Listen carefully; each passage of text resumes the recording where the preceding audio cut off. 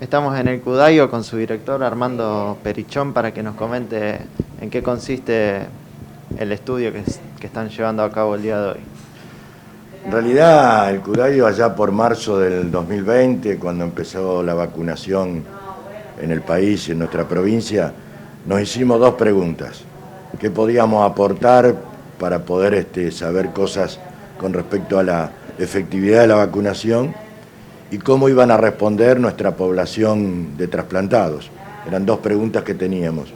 Para contestar la primera, lo que hicimos fue tomar 1.400 personas en ese momento que se vacunaban con la primera dosis de la vacuna Sputnik V y seguirlas hasta el año que viene, en marzo del 2022, sacándole sangre a esas 1.400 personas periódicamente, primero después de la segunda dosis, después de la primera dosis, después de la segunda y ahora bimestral o trimestralmente hasta cumplir el periodo de 1 año y 1 mes. ¿Cuál es la idea de ese protocolo? Saber cómo producía la efectividad de la producción de anticuerpos la vacuna Sputnik y sobre todo en el tiempo ver qué pasan con los anticuerpos, si realmente se mantienen en el tiempo. Hay muy pocos estudios que todavía lleguen a más de 1 año de seguimiento de la producción de anticuerpos. Lo que tenemos hasta ahora es el corte de los primeros 6 meses, donde vemos claramente que la vacuna es efectiva, que se producen niveles de anticuerpos importantes, que hay poblaciones diferentes, que las comorbilidades influyen en la producción de los anticuerpos. No es lo mismo una persona sana que una persona enferma con alguna de las comorbilidades que el COVID genera mayor gravedad, por lo tanto hay una menor producción de anticuerpos, que los mayores de 60 años son más lentos en la respuesta a la vacuna, que los mayores de 60 años hacen títulos de anticuerpos menores que los jóvenes. Eran cosas que el mundo de alguna manera ya había demostrado y nosotros podemos confirmar esos estudios. La segunda parte era poder ver qué pasaba con nuestros pacientes trasplantados. Para eso se armó un protocolo de investigación clínica. Esa investigación se empezó en el día de ayer, en realidad en esta semana, a tener las extracciones de sangre de un promedio de 200 a 300 personas trasplantadas de nuestra provincia, que lo que vamos a hacer es extracción de sangre después de los 3 meses de la segunda dosis de otra vacuna, que en este caso es Sinopharm, y entonces vamos a ir viendo cómo evolucionan los anticuerpos en una población que sabemos que está inmunosuprimida para evitar el rechazo del órgano. Al cabo de 6 meses, o sea, van a ser 2 extracciones de sangre, a los 3 meses de la segunda dosis de Sinopharm y a los 6 meses de la segunda dosis de Sinopharm para ver, insisto, cuántos niveles de anticuerpos hacen, si lo hacen en forma igual a la población normal y cuánto tiempo después de los 6 meses están presentes esos anticuerpos.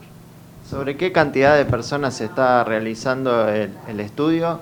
Y bueno, ya dijo que los resultados hasta ahora son positivos, pero quería preguntarle si la mayoría de los vacunados, de los pacientes ya están vacunados con las 2 dosis o hay algunos que siguen con una. Con respecto al protocolo de trasplantados, nosotros no tenemos datos todavía porque estamos recién haciendo las extracciones de sangre y la población que se va a estudiar, como te dije, está entre 200 y 300 personas que han sido trasplantadas y se va a sacar 3 meses después de haber completado el esquema total de vacunación con Sinopharm. Y el estudio, imagino que se está realizando también en otras partes del mundo, pero como dijo, todavía no hay datos muy certeros sobre el mismo. Todos los datos que hay en el mundo con pacientes trasplantados son preliminares o todavía no están, digamos, publicados en forma oficial en las revistas científicas que nosotros consultamos. Son preprint, o sea, falta todavía el jurado que va a habilitar la impresión del trabajo internacional. En esos trabajos sí se ve un impacto de la inmunosupresión. También publicaron hoy un trabajo donde habla de cómo reaccionarían frente a la vacuna pacientes trasplantados dependiendo de 2 factores, del órgano trasplantado y del régimen de inmunosupresión que reciben post-trasplante. Esos serían los 2 factores que influirían a la producción de los anticuerpos.